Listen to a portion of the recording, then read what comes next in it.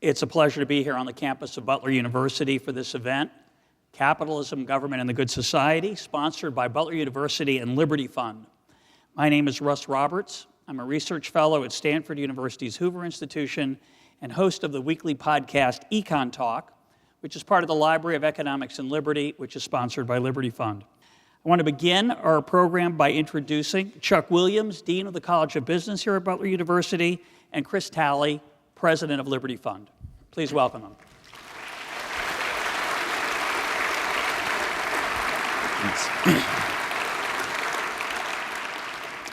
Good afternoon. I'm Chuck Williams, Dean of Butler University's College of Business, and it is indeed my pleasure to welcome you to Butler University's Clues Hall for a panel discussion of capitalism, government, and the good society. Today, our esteemed panel of leading thinkers will address and debate the role capitalism plays in the good society, whether policy should be more bottom-up or be top-down, and whether the sphere of government activity should be larger or smaller. To anyone doubting the importance of these questions, I direct you to the pages of the world's leading newspapers and magazines, which over the last few days have furiously debated the legacy of British Prime Minister Margaret Thatcher, who passed away earlier this week. Supporters praise Mrs. Thatcher, the Iron Lady, for saving Britain from economic ruin by taming labor unions, privatizing nationalized industries, strongly reducing taxes on income and capital, and shrinking inflation, which ran as high as 27%. In other words, they favor the role of capitalism in the good society. Critics condemn Mrs. Thatcher as confrontational, dogmatic, and abrasive for policies that threw people out of work, that harmed the poor, that favored the rich, that divided the nation. In other words, they support the role of larger government in the good society. At Butler's College of Business, our mission is experiential education, or what we call real life, real business. And one way in which we fulfill that mission is through extensive partnerships with the business and nonprofit communities. Today's event is the result of one such partnership with Liberty Fund. And it's my honor to introduce Chris Talley, President and CEO of Liberty Fund. Please join me in thanking him and Liberty Fund for their support and sponsorship of today's event.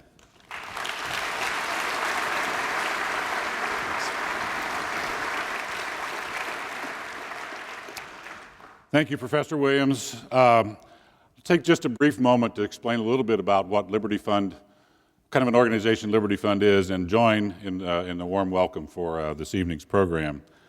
Liberty Fund is the legacy of an Indianapolis businessman, an Indianapolis-based lawyer by the name of Pierre Goodrich.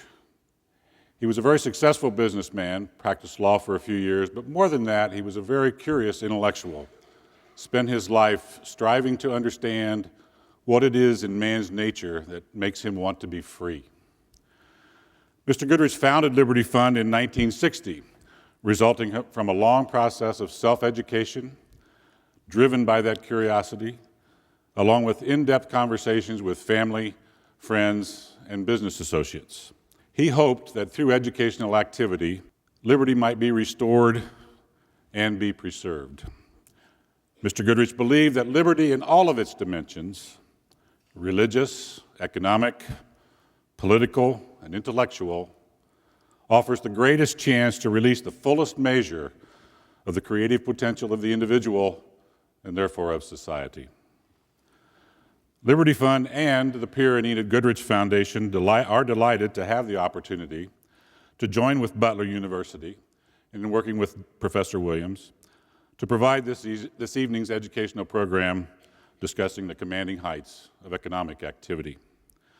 Again, I join with Dean Williams in welcoming all of you to this program and the ensuing presentations and conversation. Thank you all for coming out. Professor Roberts.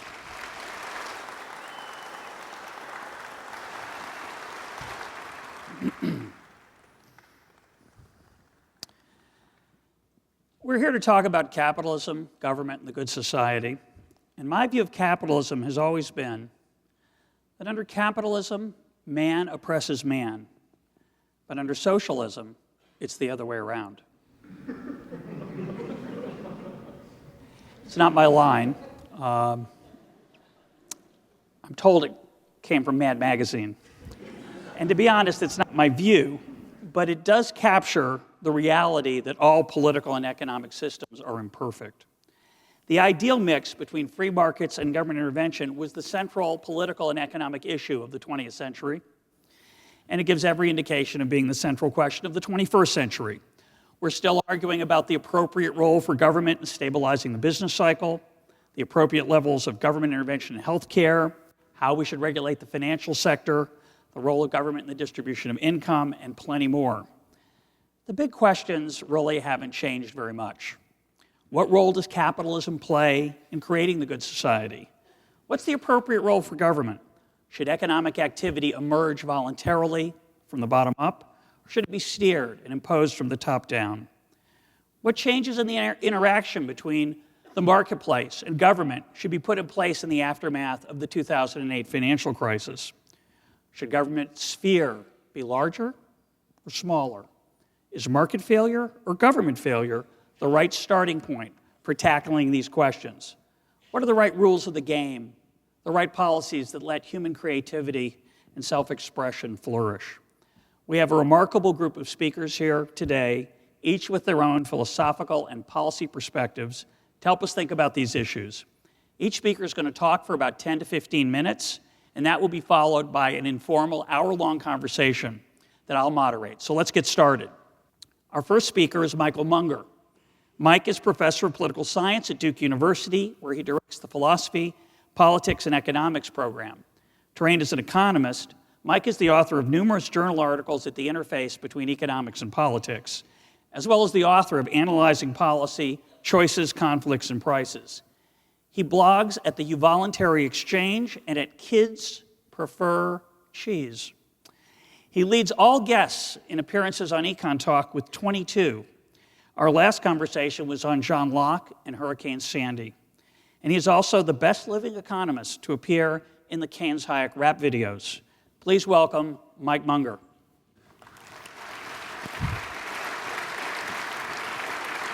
Thank you.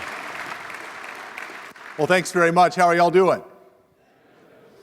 The other panelists really are very distinguished, as they said. I'm actually just the eye candy. And the only person who actually laughs at that joke is my wife. Well, those who favor, I can wait.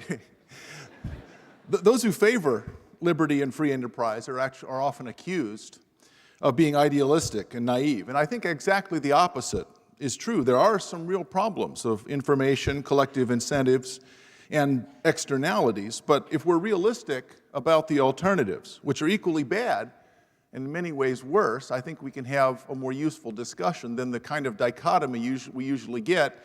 We need more government, we need more markets. The truth is a little bit more complicated than that. Now, I'm a professor at Duke, as Russ told you.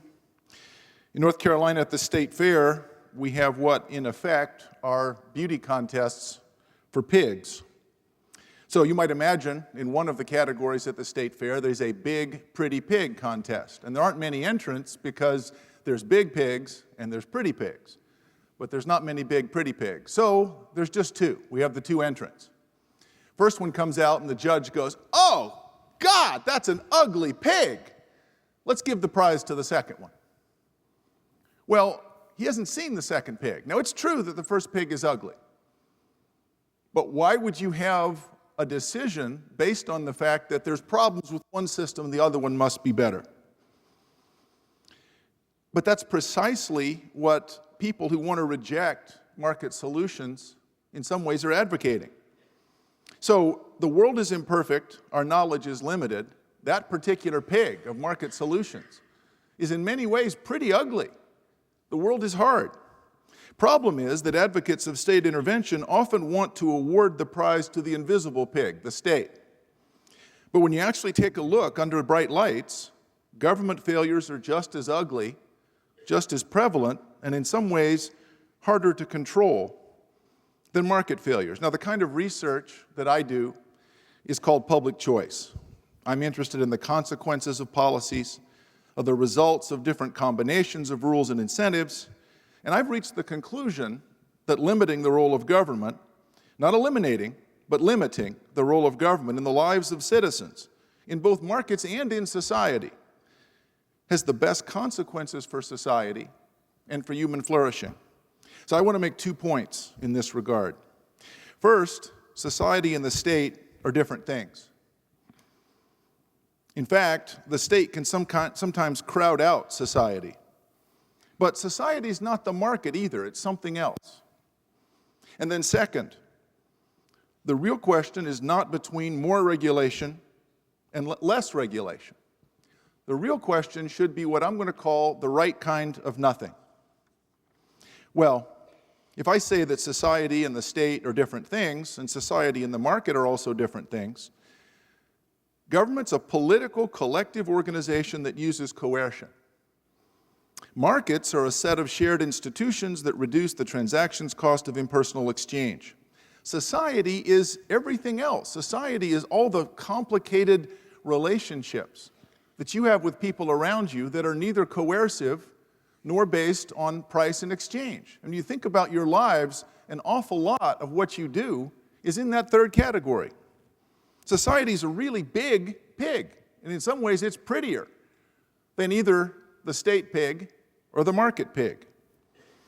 So if all we did is vote, if all we did was to discharge our obligations by going to the grocery store or pulling the lever in the voting booth or buying a car, we would have a society that, as Alexis de Tocqueville said, would be enfeebled if we rely exclusively on the state to carry out our moral obligations, or if we rely exclusively on the market to obtain the things that we want in our lives. Society is enfeebled. Let me give an example.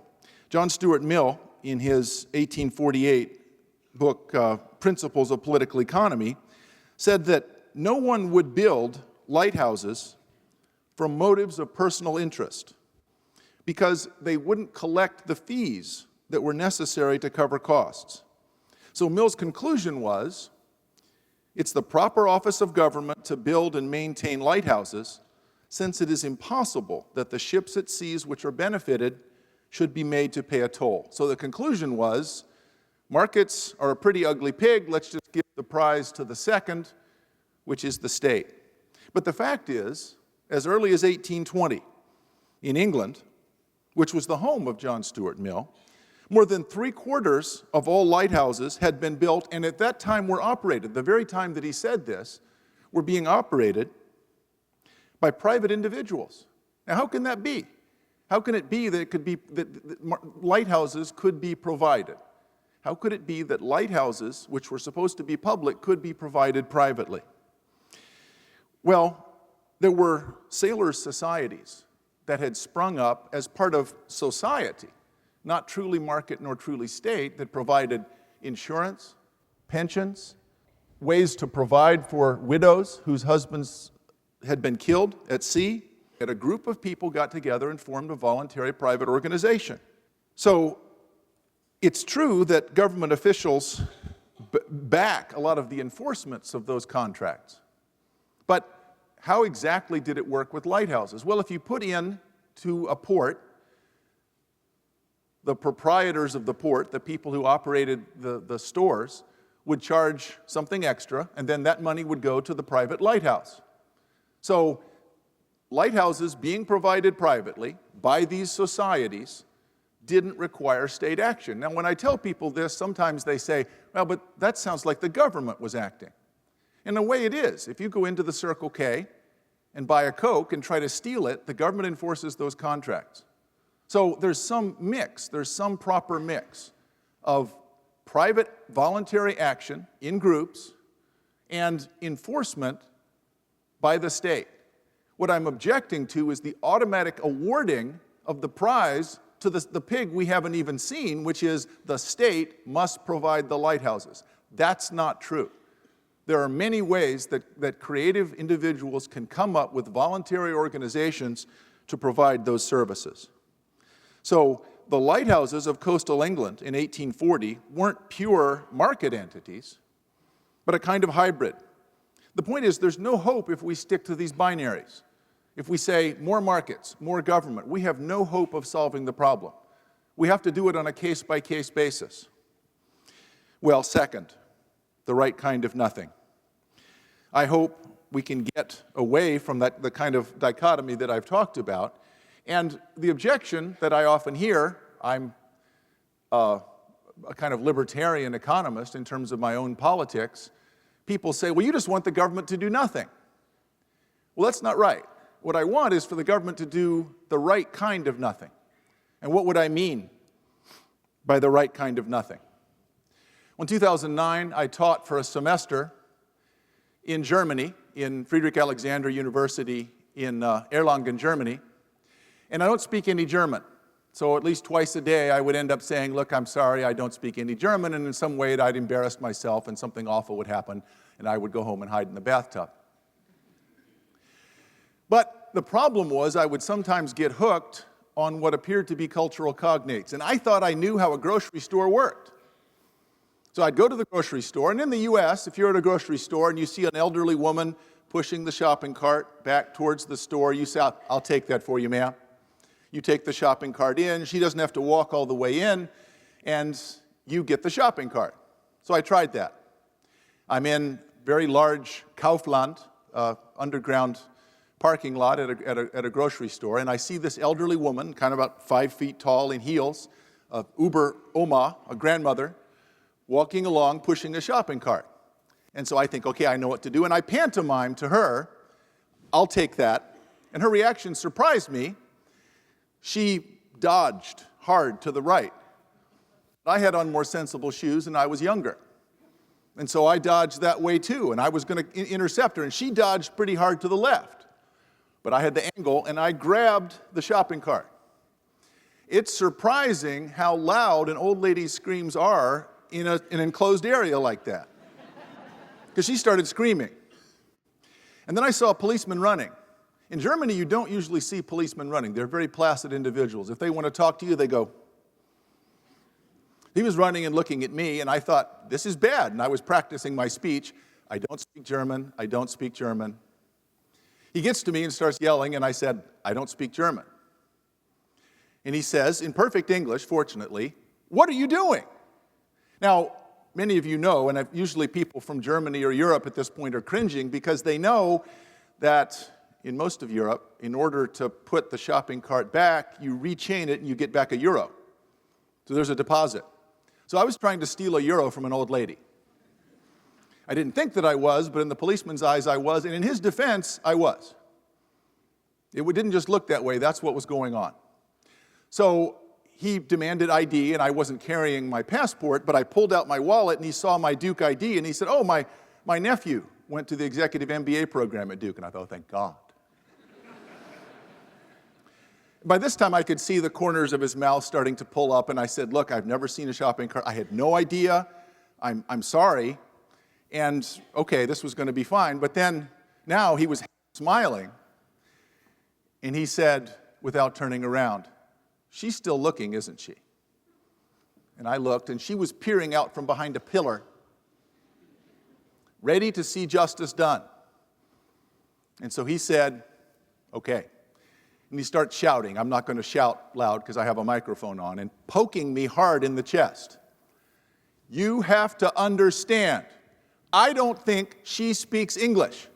We're done here today. That, I submit, is the right kind of nothing.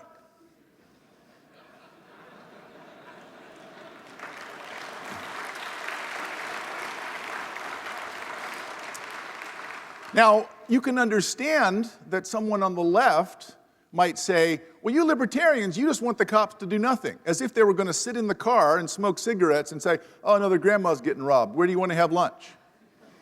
That's the wrong kind of nothing. If that's what you mean by deregulation, I don't want that either. But also, there was something he could have done. He could have said, this guy is trying to steal €1 from an old lady, because I was. In his defense, I was. He could have arrested me. Probably the charges would have been dropped. But as it was, the old lady was happy. Yes, I went home and hid in the bathtub, I admit. That part was bad. But his choice to do a particular kind of nothing, I thought, was an illustration of what I would hope we could think of the proper role of government. Proper role of government is to serve as a referee. The proper role of government is to participate to the extent necessary to allow people to reach the full realization of their hopes, their dreams. Now, as I said, the 2 points, and to summarize, the 2 points that I wanted to make, taken together, I think are more a program for conciliation. I've actually become convinced myself that a lot of the more extreme forms of deregulation are the wrong kind of nothing. So I hope we can talk more here today about the right kind of nothing. Thank you for listening.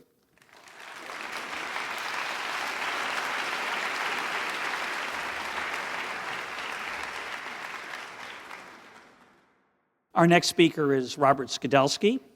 He is an Emeritus Professor of Political Economy at Warwick University. His 3-volume biography of John Maynard Keynes won 5 prizes, and a single-volume abridgment appeared in 2002. A revised edition of his book on the current crisis, Keynes, The Return of the Master, was published in September of 2010. He was made a member of the House of Lords in 1991 and was elected a Fellow of the British Academy in 1994. His most recent book, How Much Is Enough? The Love of Money and the Case for the Good Life, co-written with his son Edward, was the subject of an Econ Talk episode in October of 2012. Please welcome Robert Skidelsky.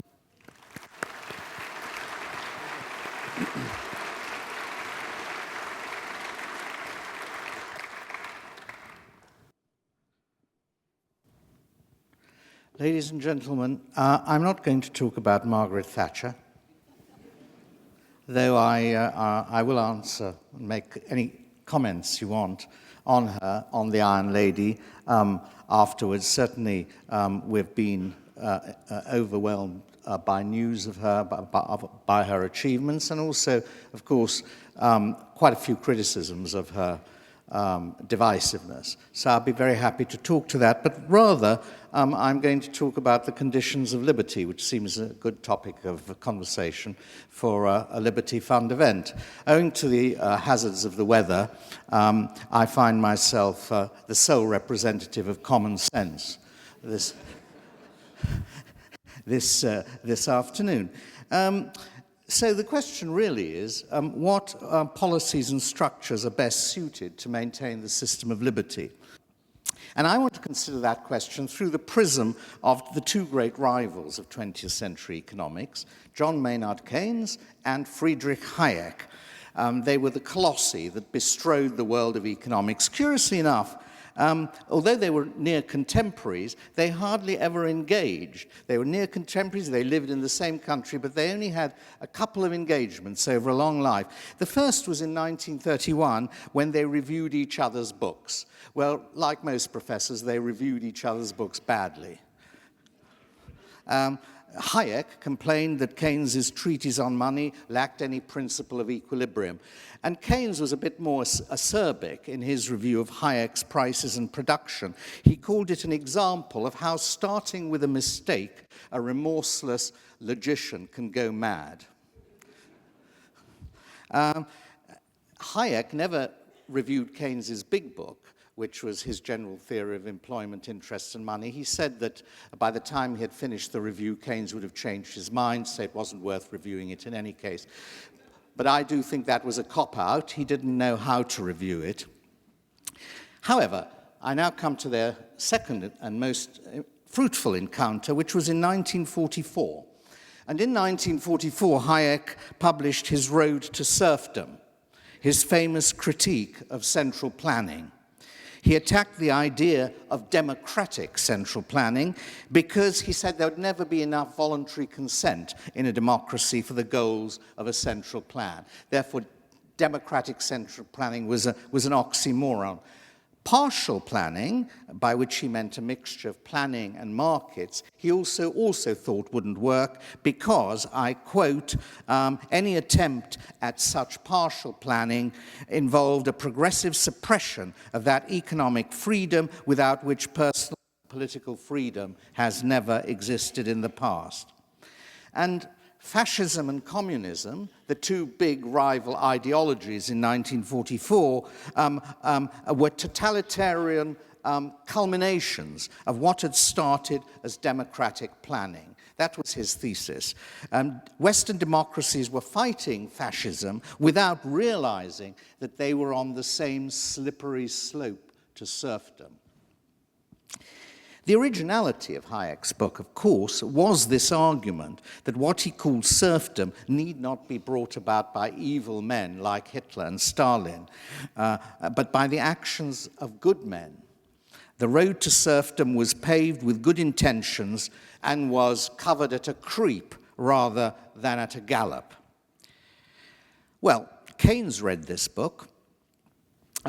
He was on the high seas, traveling to the United States on the third of his wartime missions, treasury missions, to America.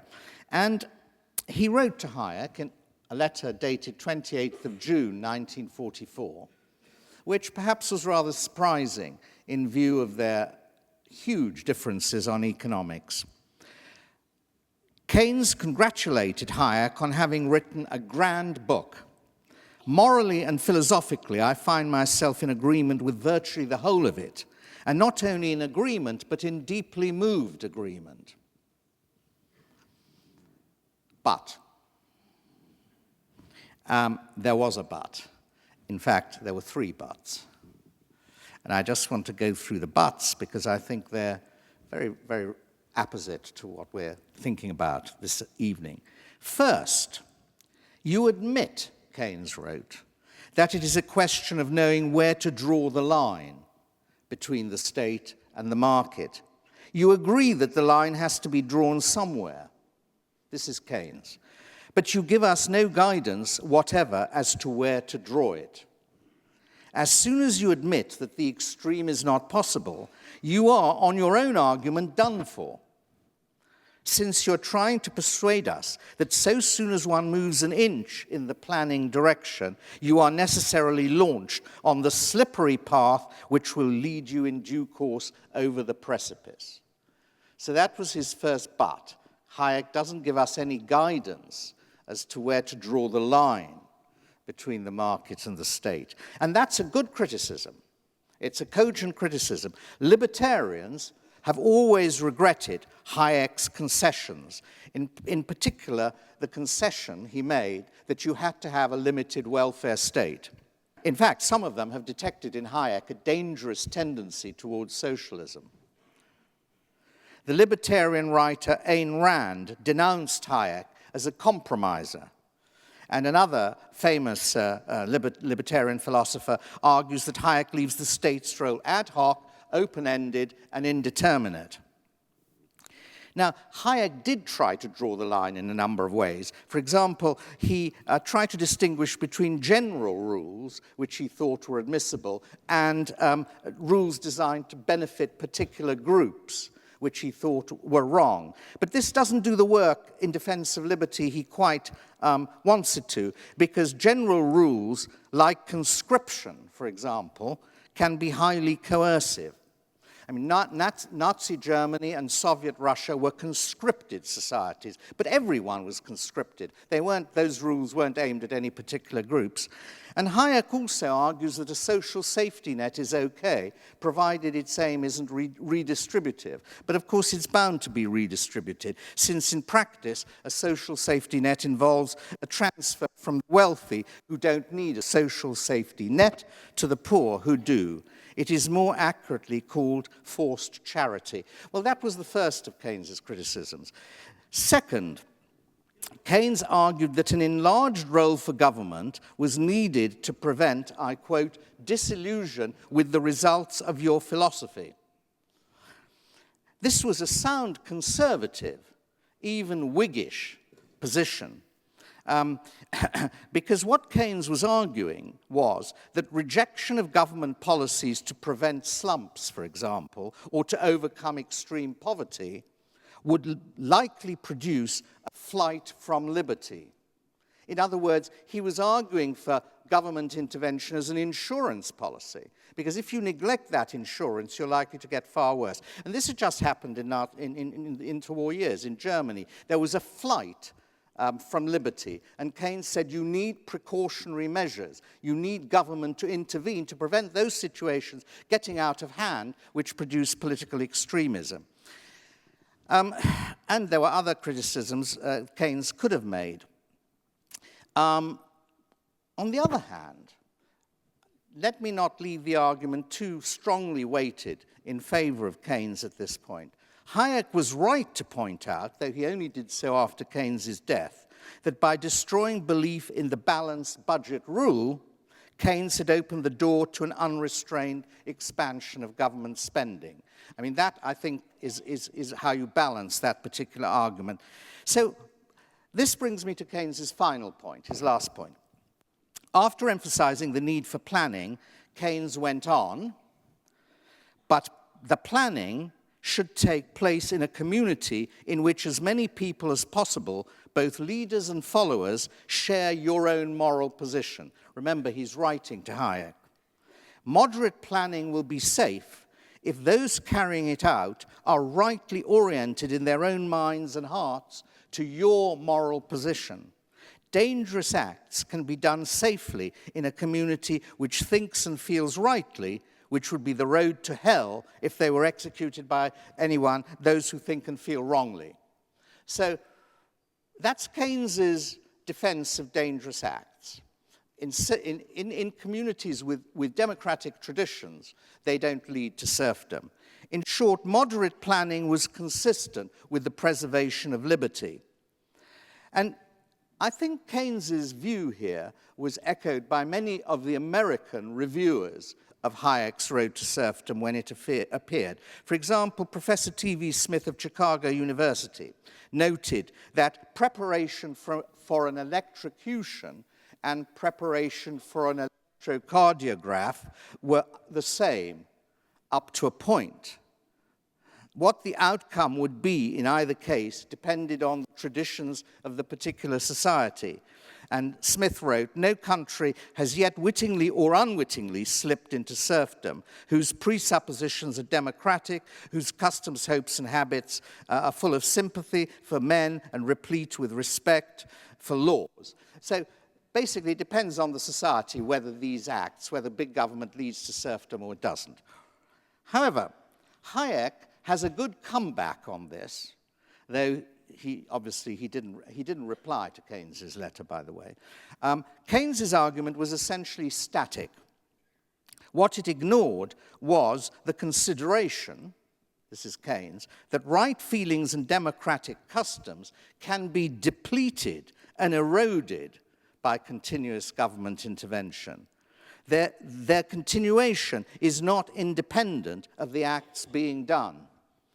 A society in which Keynes's dangerous acts are frequent will lose its understanding of why they are dangerous. That is, its sense of what it is to be free. And this has happened to some extent. Political liberty remains. We're free to vote and to speak as we choose, at least on occasions like this, provided we're polite. But we now accept many more curbs on our personal liberty than we did in Keynes's day or Hayek's day, in the name of all kinds of desirable things, to be sure, like health and safety and security. All those sort of things, we accept restrictions on our liberty, which we never would have. And we don't associate them with curbs on our freedom, because we've lost our sense of what that kind of freedom is. The war on terrorism offers leaders opportunities, unrivaled opportunities, for repressive legislation, surveillance, and preemptive justice, which comes straight out of George Orwell's great dystopia, 1984. But most of us are completely unaware of how far down that slippery slope we've already slipped. The more that we do not escape, more statism of this kind may perhaps be the result of Hayek's salutary warning.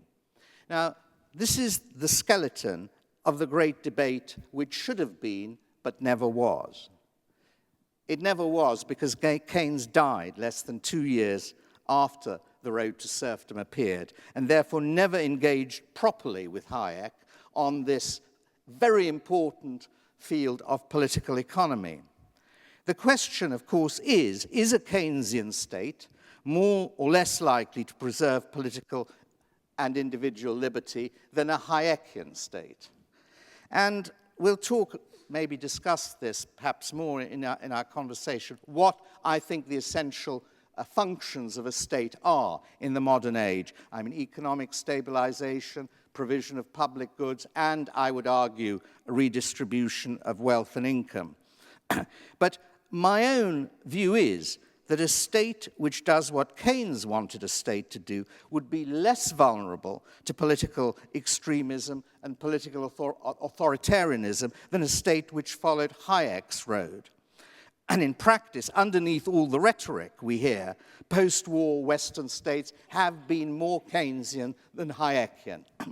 And that is true of the United States too. And remarkably stable, I would argue, as a consequence in their democracy. Let me put it this way, in conclusion. An economic system which tolerates periodic crashes in the name of freedom from financial regulation, which tolerates cuts in public spending in face of rising unemployment, which tolerates rising inequality in the name of sanctity of sanctity of contract, is more likely to suffer creeping authoritarianism by way of political reaction to those things than a state pursuing the middle way commended by Keynes, which Hayek saw as the slippery road to serfdom. Thank you.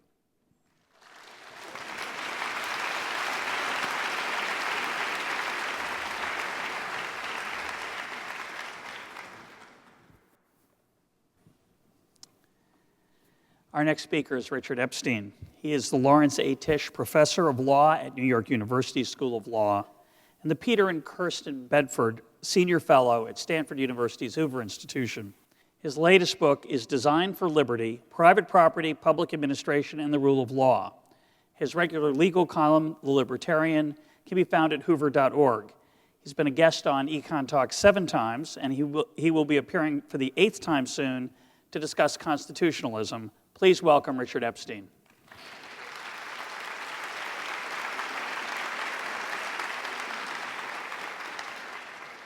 On this particular occasion, what I want to stress is that I actually start out life as a professional lawyer.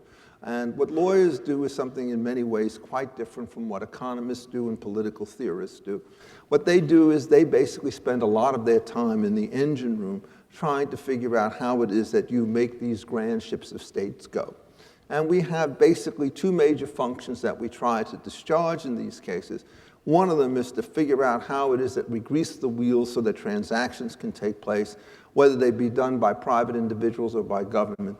And then secondly, what we try to do is to put in a set of mechanisms whereby disputes can be resolved short of force by the introduction of a state, a neutral judiciary, in some cases juries, and opportunities to be heard, so that in effect we can substitute adjudication for warfare in the operation of the overall system.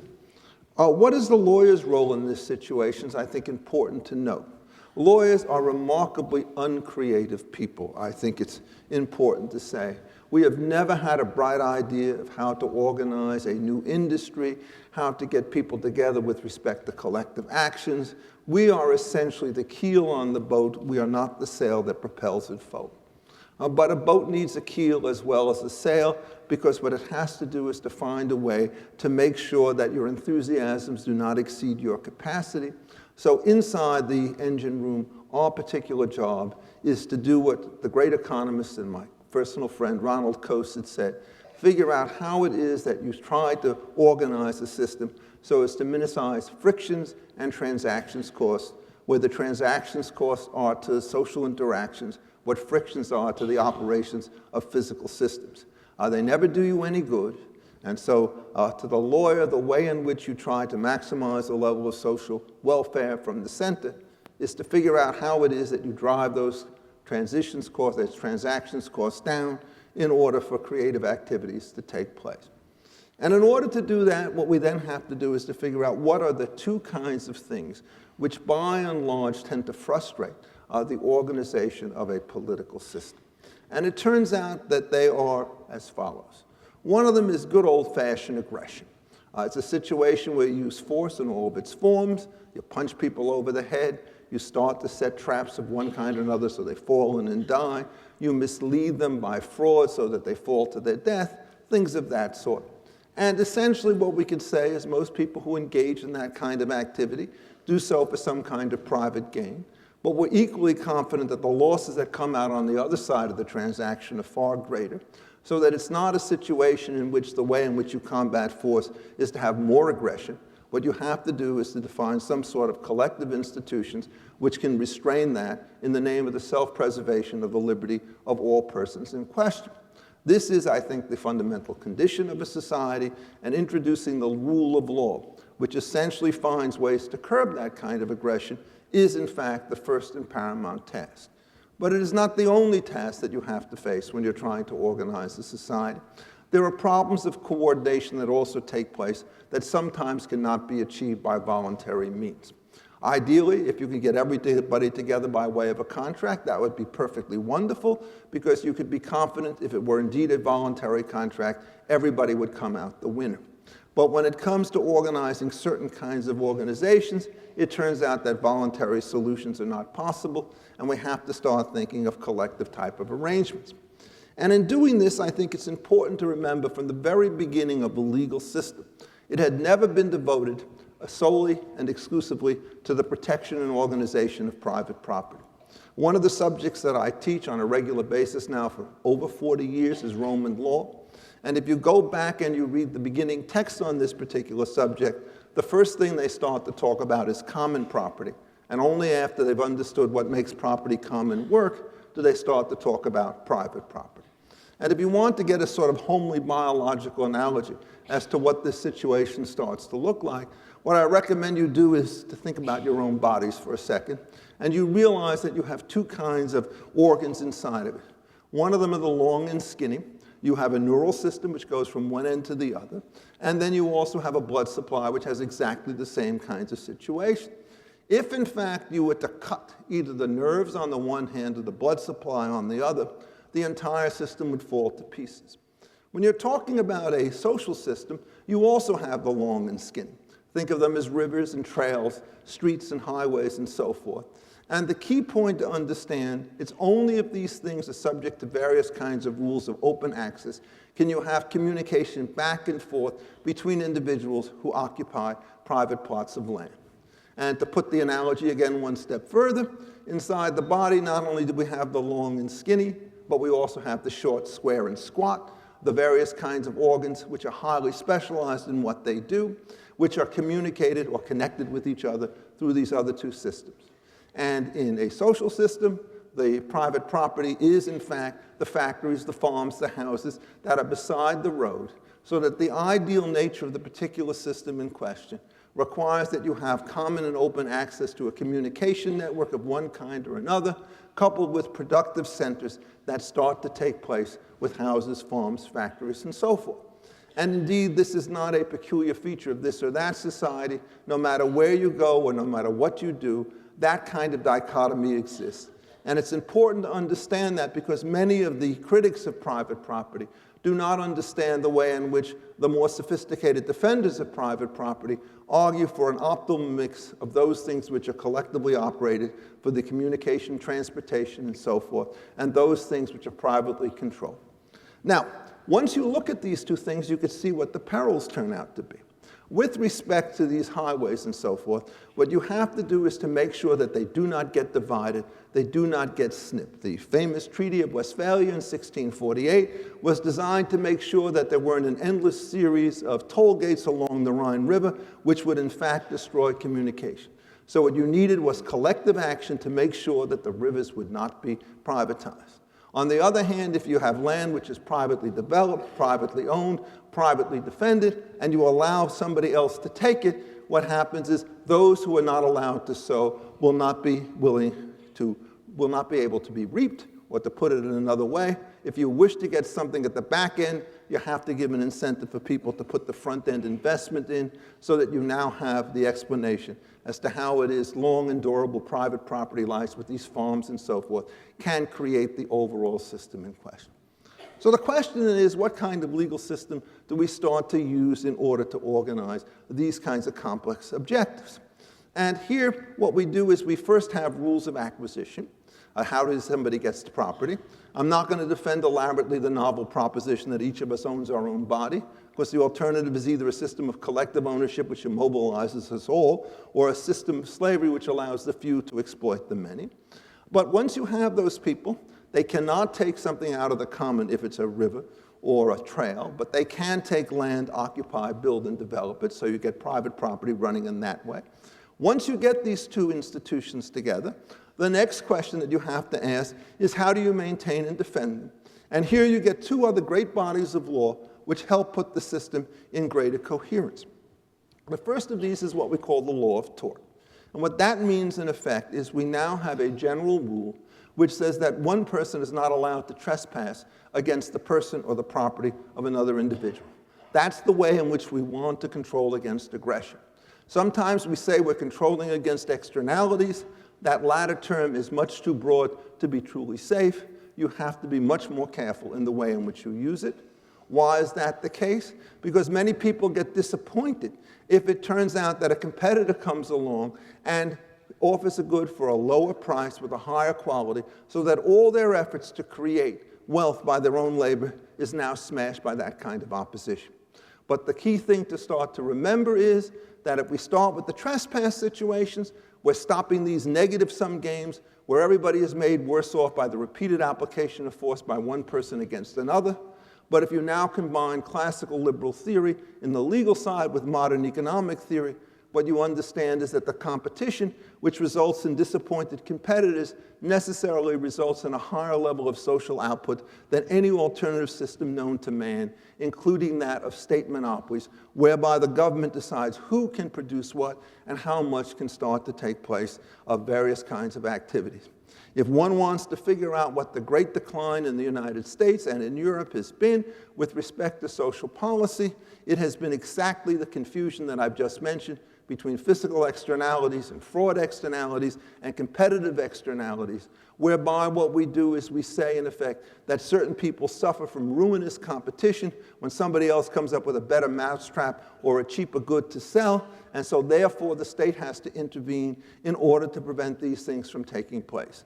And the great transformation that is associated with the move from classical liberal philosophy, which is not libertarianism in the sense that collective action by the state is not appropriate, to the modern progressive system, which believes in lots of government management and so forth, is that the class of permissible externalities for government regulation is, to the modern progressive and to some extent to the modern Keynesian, various kinds of competitive distortions taken by innovation.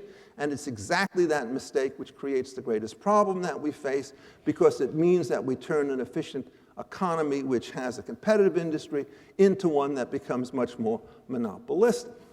And now, there was something which was said by Mr. Skidelsky, which I think, in fact, is worthy of some kind of comment about our good friend Hayek.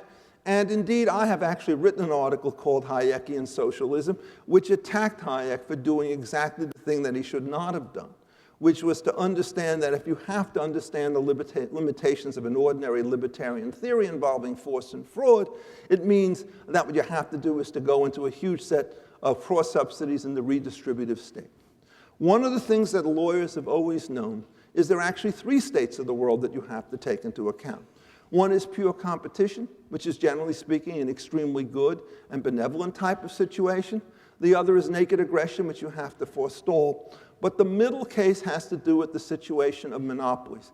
And what is striking about the difference between lawyers on the one hand and political philosophers like Keynes on the one hand and Hayek on the other is that the philosophers tend to ignore this middle case, even though it explains huge portions of the economy that you're familiar with under the rubric of public utility regulation, railroad regulation, internet regulation, and so forth. it turns out that the creation of certain kinds of complex networks and services are not amenable to competitive solutions, because unless everybody can cooperate, nobody can in effect benefit from these operations. Think of how it would be if the telephone business were organized by competitive industries and competitive firms, none of which could connect to one another. So what the good old lawyer starts to think about is how it is that you can create the gains from these networks without getting monopoly exploitation. And the mechanism that is introduced in order to control that is, in fact, a non-discrimination rule which says that people are entitled to a fair and reasonable investment returns on a non-discriminatory basis from their assets. And this, in effect, is a way of saying, well, let the monopolist get as much money in order to operate its facilities, but we won't give it the untrammeled control over prices so it can exploit everybody else. Now, there's an instructive lesson that comes from this, because this model of essentially trying to limit what monopolists can do in the private market by these rules on just rates of return and non-discrimination is, in fact, the template for the way in which the state, when it exercises its monopoly of force, should operate as well.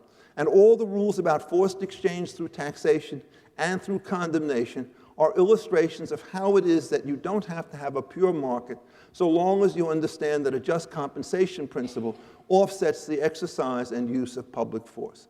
This leaves only one issue left that one has to deal with, mainly the question of redistribution. And here I disagree, I think, with most conventional thinkers on this issue. I think, in generally speaking, we ought not to make that the first of the list. The first thing on the list is always to expand the growth by controlling aggression and controlling monopolies. And then if that starts to fail, you figure out how private incentives can fill the gap. In most cases, the tradition of laissez-faire was notable for its willingness, indeed its insistence, that voluntary charity was required of all those who had something to help those who did not. And that leads you back to the voluntary associations and friendly societies that my friend Mike Munger started to talk about. But understand that when you run this thing through, the redistribution function should not be allowed to wag the dog. And if you're trying to find why it is that the state today has failed in both Europe and the United States, it's its willingness to create monopolistic institutions in competitive industries like labor and agriculture. And the moment you start, in fact, to use government power to create monopolies instead of to limit them, you're going to run a downward course. Thank you very much for your attention.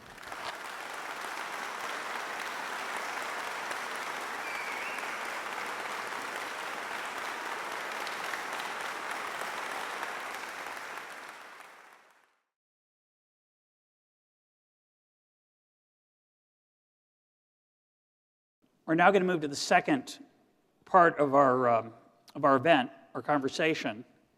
And as was mentioned earlier, we lost a participant to weather. He's on his way, maybe. If he doesn't make it, I find myself cast in the strange position of defending government intervention and making sure that poor Robert Skidelsky doesn't get ganged up on. So we'll see how that goes. But let's welcome our three speakers back to the stage.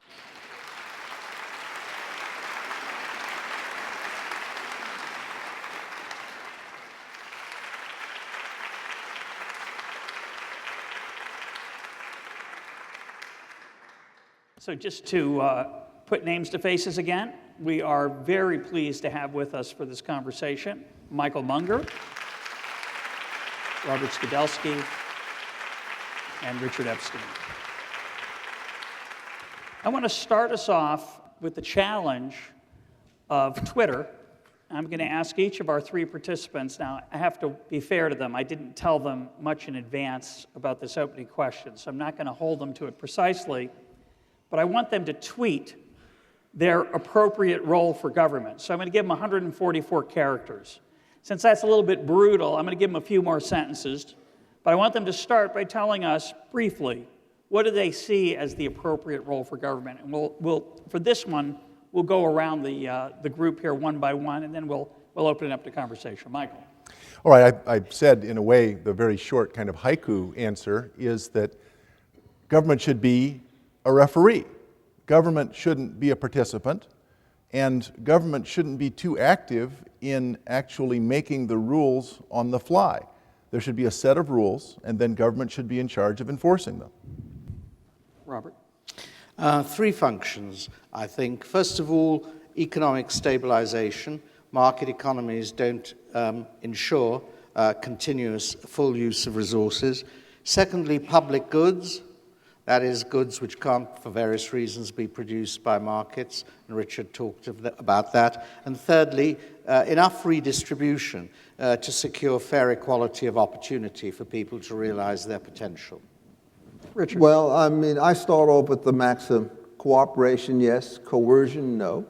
Qualify it by saying monopoly, maybe, because sometimes you need them and don't really understand. And redistribution where the first three things fail. Add it in the following way, again as a lawyer, that you must have a very complicated and sensible system of administrative rules which will tell you how you do civil procedure, criminal procedure, and administrative procedure.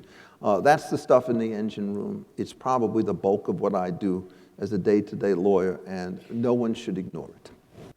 So let's turn to the problems of capitalism. Mike, what do you see as the biggest challenges that capitalism faces? What are its weaknesses? What should we be worried about? I think we should be very worried about capitalism, and the reason, paradoxically, is that government is in some ways too cooperative with the wishes of capitalists. And I mean that in what economists call rent-seeking. Suppose I own a large corporation, or I'm a manager of a large corporation. I have two choices. I can spend money trying to make better, cheaper, new products that people want to buy. I can create value. And the profits that I make from that actually redound to everyone's benefits. Yes, I make profits, but the big benefit is to consumers who are paying for something. They're paying less than its value to them. So that's the way capitalism is supposed to work.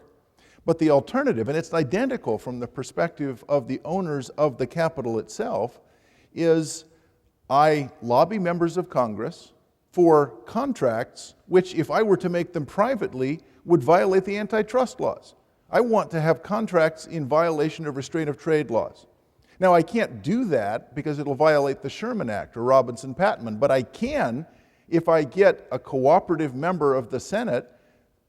You can introduce legislation that's far more unassailable, far more difficult for my competitors to overcome, whether those competitors be in other countries or my competitors be new startups here in the United States. Now, from the perspective of the owner, from the stockholders, the people that I answer to as the manager of this corporation, which one should I do? They don't care. And in fact, if I refuse to do the rent-seeking, lobbying, use government to protect my profits route, I'll be fired. Or I'll suffer from an unfriendly takeover because that capital has a higher valued use in rent-seeking. So government somehow must armor itself against the blandishments of interest groups.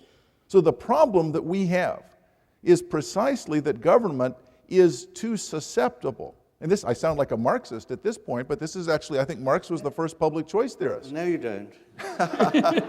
You don't sound like a Marxist to me. Marx has a different conclusion. Marx says get rid of the corporations. I say find a way to prevent government from being bought and paid for by corporations.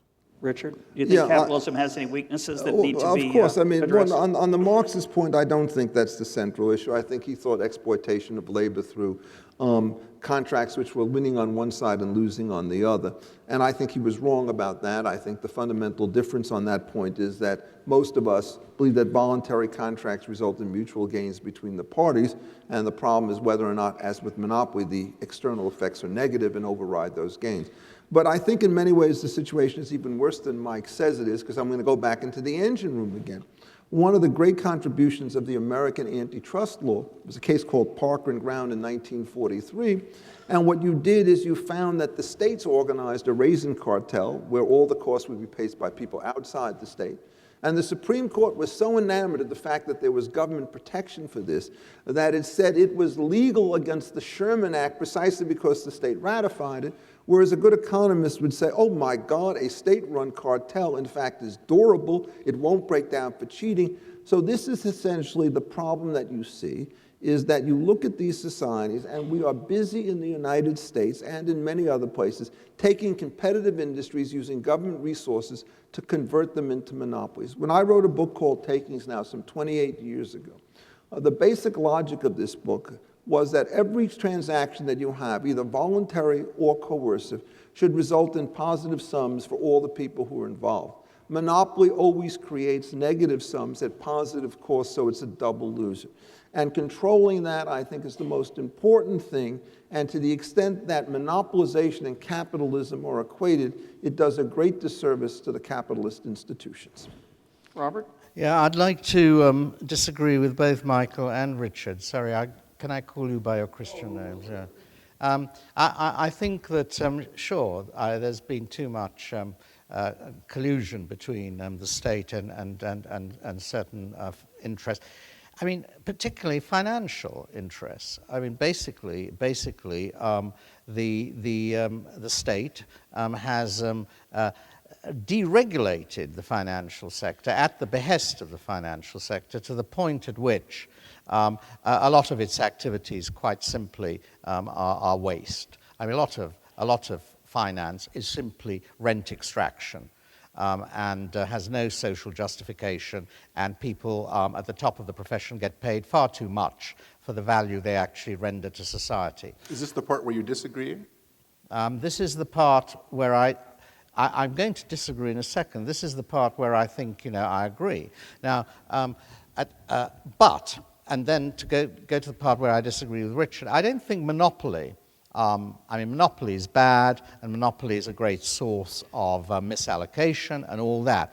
But even if you had a perfectly competitive market system without any of these distortions, you would still need an economic role for the state in stabilization, because you would not get the full utilization of resources under a freely competitive market system, because you have severe information problems. And if you take the argument for saying that a market system would always achieve optimum equilibrium, you find it does depend on perfect information. Now, we do not have perfect information. The future is very uncertain, and we have asymmetric information problems anyway. No, I disagree with that, and let me explain why. As I mentioned earlier on, the central problem of every legal system is how to deal with friction. Imperfect information is one of those things. But it is a very dangerous leap to say that by virtue of the fact that there are gaps in information markets, that only governments can stabilize it. One of the things that private markets do is they introduce all sorts of intermediates who have exactly that kind of role. These are people who are brokers and various kinds of exchange entities, and the theory is if they have enough information, they can basically organize both sides of the market. That's a theory. But it's no, it's not a theory. It's a theory in which if you look at the thousands upon thousands of people who fill exactly those kinds of rules, getting people paying on both sides of the market for their services, it's fine. One of the great achievements with respect to the financial markets, apart from the disaster, is the creation of such institutions like... That's a huge qualification, Richard. No. Let me explain what the system is. Look, the financial markets will never be purely competitive for the simple observation that runs on bank are the kinds of things which it's very difficult for private institutions to control against. And so you have to worry about that. And remember, when I said you needed to regulate antitrust laws, that's a concession for government roles and some kind of market failures. But the ability essentially for large numbers of people to participate in markets depends upon the ability to create intermediates who in effect will take certain kinds of financial instruments which would be much too risky if concentrated in some hands, and to spread them out over a larger situation. And those markets, most of them have actually succeeded, some of them have failed. Where they have failed most notably has been in the real estate market, but that's the area in which the intermediation has been covered with government guarantees and alterations of public money supply, so you can't treat it as purely a private failure. There's also some serious technical problems in that market. Most of the people who in effect engaged in securitization thought they were diversifying against all risks. That turns out to be wrong. There are many risks which are systemic and for which securitization and partition of assets doesn't work. You need 2.0. There are market failures in that case, but interestingly enough, none of the regulations in the SEC and so forth that were designed to counteract those things had any positive effect on the way these were organized. Okay, I'm going to let Robert respond, and then Mike's going to jump in if he'd like to. Go ahead, Robert. But the market failures here are colossal, or this particular market failure, because it actually has involved the economy of the world in the biggest slump we've had since the Great Depression. Now, of course, in the United States, it's now coming out of it a bit better than Europe. But the loss of output income jobs over the last 5 years has been colossal. We're about 10% poorer than we would have been had we been growing at the old rate. Now, you talk about the market failure. That is a huge market failure. What's more, much of the financial innovation, which was the product of the last 10 years or so, and particularly in the development of derivative instruments of one kind or another, were precisely designed to diversify risk so that something like this couldn't happen. Now, it did happen. Now, so where do you go on from there? And I think you go on from there to say that, look, a lot of these risks cannot be guarded against, except by state policy. I don't mean by state regulation of the banking system. I don't even mean by breaking up bigger banks, but state action to maintain a level of demand consistent with a reasonably full utilization of resources. So the market fluctuates, you let that happen, but the state continues a steady stream of investment. And that's what worked 1950s, 1960s, and on the whole, I think that was a better period than the one we've had in the last 20 years. Mike, do you want to respond to that? Of course. Please do. A parable. Behold the unicorn. Now, the unicorn is the ideal pack animal. It can carry large amounts of cargo. It eats nothing but rainbows. And its flatulence smells of fresh strawberries. It's clearly the ideal pack animal, save for one thing: it doesn't exist. The state is a unicorn. There's no such thing as the state. Now, Maggie Thatcher famously said there's no such thing as society. I clearly disagree with that, but I understand what she meant. There's no such thing as the collective, the uber mind, that has all the information that markets are assumed to lack. So I would hope that before you say markets fail, that is, the first pig is ugly, and therefore I want the unseen pig, in this case a unicorn, to solve these problems for me, substitute in this. Next time you say, I want the state to do X, say, I want politicians I actually know to be in charge of this, because they're better informed, because they have a longer time horizon. And I think you'll see that that's nonsense. Politicians are looking for the next election. If they lose, they're done. Now, it's perfectly true that people in markets, stockholders, managers, have very short time horizons. But so do politicians. We're in a situation where we have two pretty bad choices. And the idea that we're going to pick one over the other means that we're doomed to continue to make the mistakes that have gotten us to this point in the first place. Now, I have a suggestion about what the intermediate solution ought to look about. And I disagree with Professor Skidelsky when he says that this is all a market failure. I remember having a conversation with, I guess it was Senator Dodd, or Representative Dodd, about the Dodd-Frank bill. Senator Dodd, I repress. And he said, I said, what about Fannie and Freddie? He said, we didn't have time to get to that. And I said to myself, what world does he live in?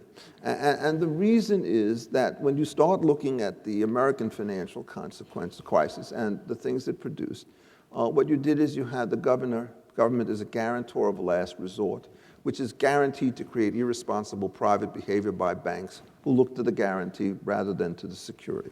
So that's a big government failure. Then on the other hand, you have the guys running the Fed, churning out money like there's no tomorrow.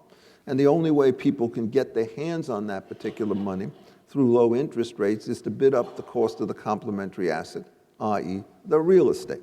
And so here you have a mixture of bad public incentives and, in effect, these kinds of very bad private responses. Because one of the things that the good capitalist or market defender believes is that all market firms are vulnerable to corruption, no matter what their politics, no matter what's going on. So the issue is how it is you reduce the discretion.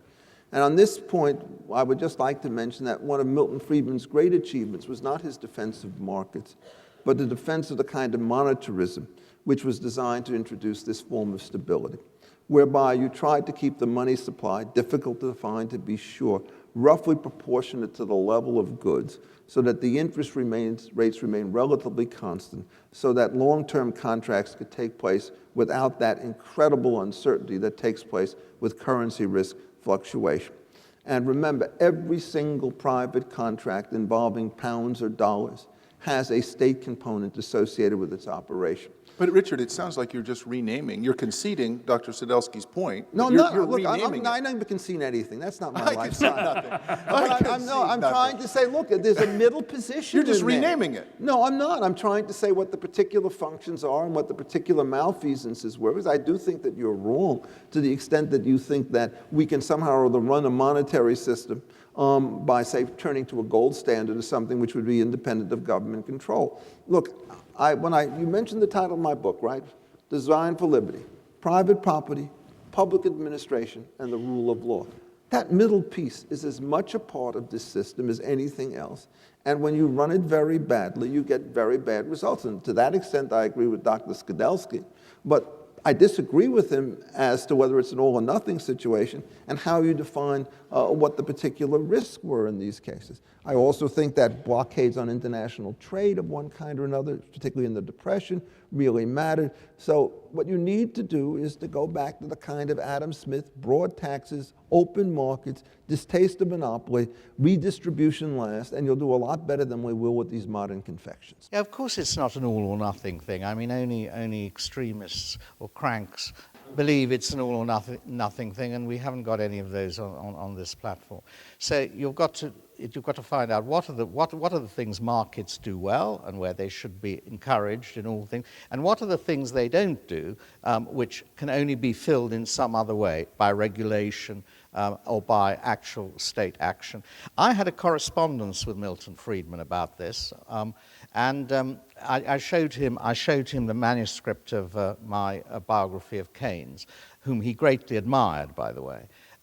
And he said, well, you know, the thing is, had Keynes been brought up in the United States, he wouldn't have had this idealistic view of government that he apparently has, having been brought up in England, because he would have recognized that government is corrupt, rent-seeking, and all this kind of things, and he wouldn't have been willing to entrust it with such powers. And that was echoed in your statement. Have you met a politician? If you had met an actual politician, you'd realize how inadequate they were. But the point is, the state is not just politicians who get elected every 2 or 3 years. The state is an administration, and there are people there who work for the State Department or Treasury. That's their careers, and they do have long-term goals, and they are not simply overturned by the whims of politicians coming and going. So you've got to always think of the administration, and there is a long-term element there. Second point, last point, is, the trouble is Friedman was defeated on monetarism. I mean, monetarism was defeated because they could not identify the correct money supply. I mean, the money supply proved to be a movable aggregate, and they couldn't fix it. And that's why there are no pure monetarists in any central banks today. They tried for a long time. What they do in central banks is not to try and fix some monetary aggregate, but to try and fix something they fix inflation rates. And that is the target they've been aiming for. When you actually come to their attempts to use monetary policy in the present crisis, which should work if you believe in the quantity theory of money, you find the results have been very, very mediocre and rather unpredictable, better in some countries than in others. Let me just make a strong statement to challenge the group with related to this question. It's a fair criticism, I think, that Robert just made, that monetary policy appears to have been quite disappointing. I would say the same thing about fiscal policy.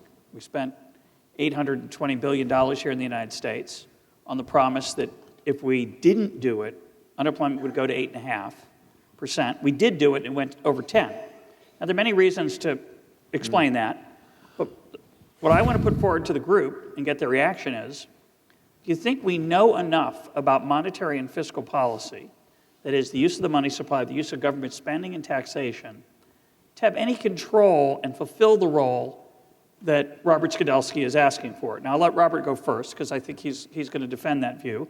So I want him to defend it, and try not to gang up too much two-on-one. But I would argue, as an economist, that we are woefully inadequate to predict the path of the economy under various interventions, and I think we should be more honest about our inability to predict it. We'll have a lot more humility, and admit that a lot of what we do is simply storytelling after the fact. Yeah, I of course accept that economists should have a lot more humility. I mean, they pretend to an omniscience that they don't have. They're disciplinary imperialists without any real right to be. They pretend to sort of exact knowledge when all they have is rather imprecise knowledge and so on. I agree with all that. And they're Dalit parties. You can go on, and I'd agree with that too. It's a long list.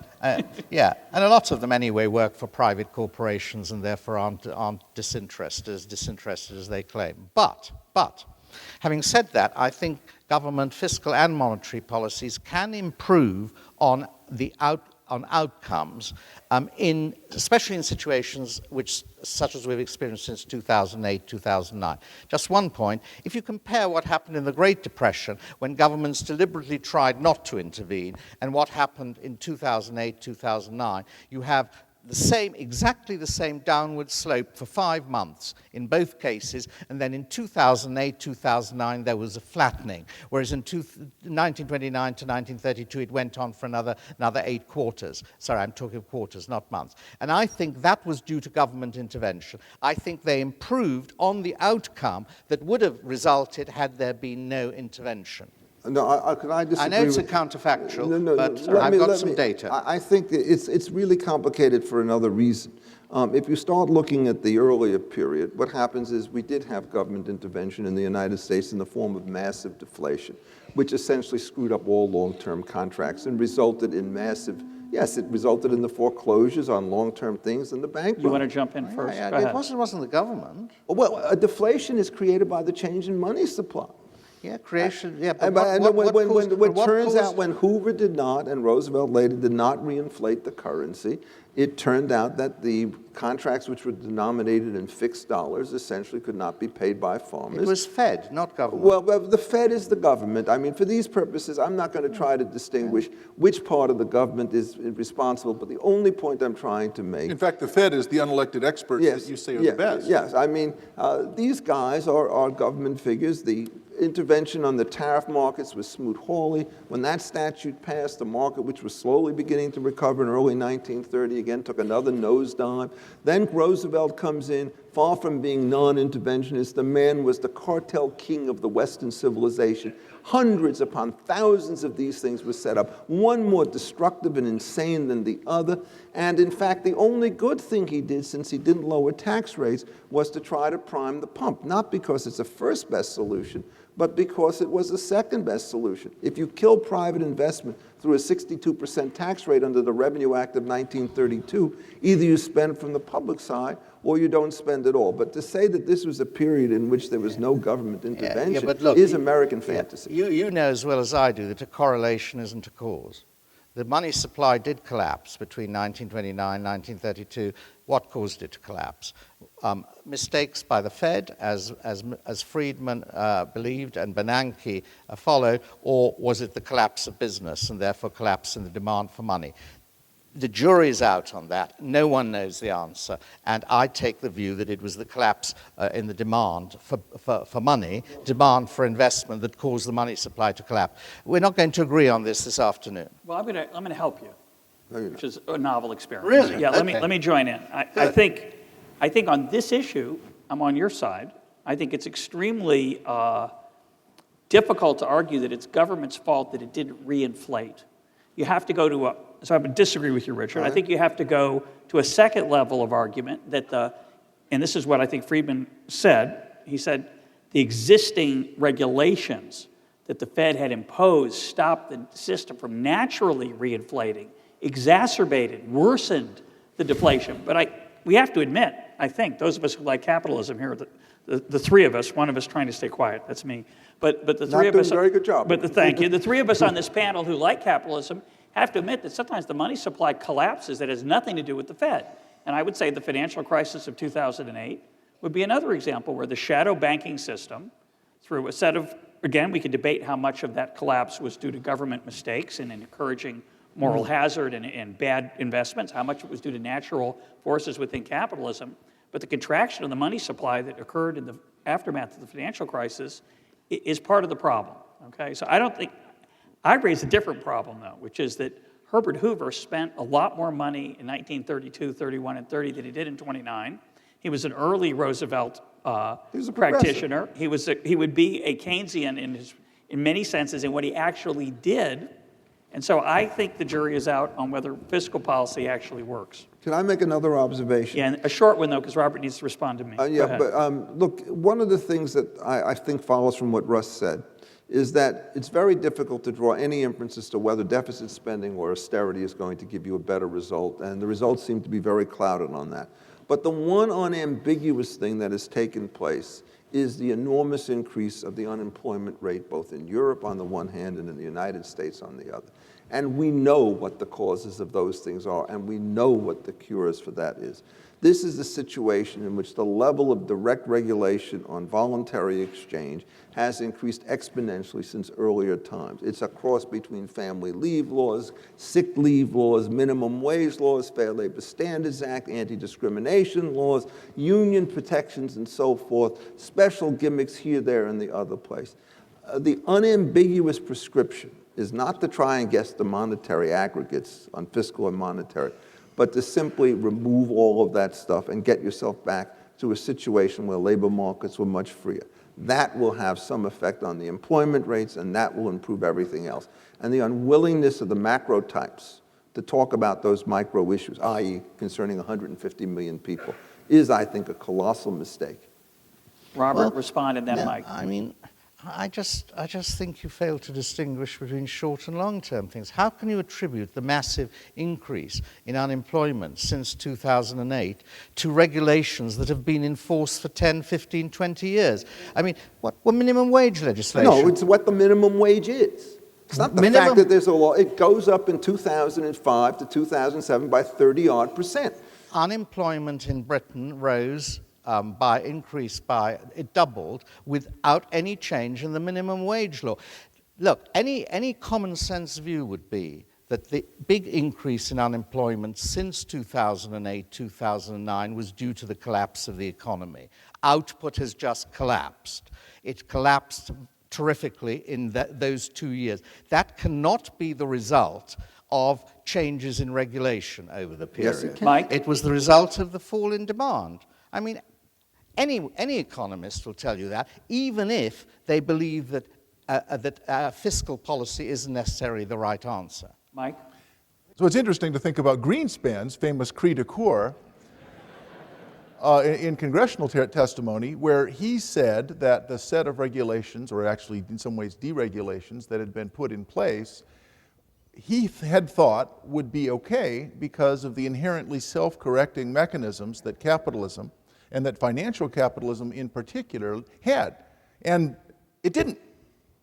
And so I think that's an important point in Robert's favor, that if you think that there's inherent corrective mechanisms that are so strong that reputation and the fact that you're going to lose enormous amounts of money are going to be sufficient to have the system be self-correcting, that incident seems to have proved that it was mistaken. Now, I would say that the reason that there were no self-correcting mechanisms in capitalism were that financial firms that were large enough knew that they were playing with house money.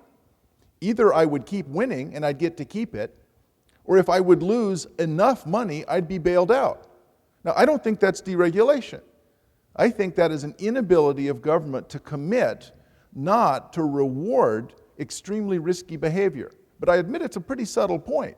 Is the failure there the inability of government to commit, or the willingness of these large financial firms to steal money from taxpayers? I'm going to add a footnote to that and let Robert respond. No. I think it's particularly repellent that Alan Greenspan made that mea culpa in front of Congress. Because Greenspan stood up and he said, all my life I've thought that markets were great and they could self-regulate, and I have to readjust my position. This is a man who is famous for being a friend of Ayn Rand, the I wouldn't call her the patron saint of At capitalism. least a friend.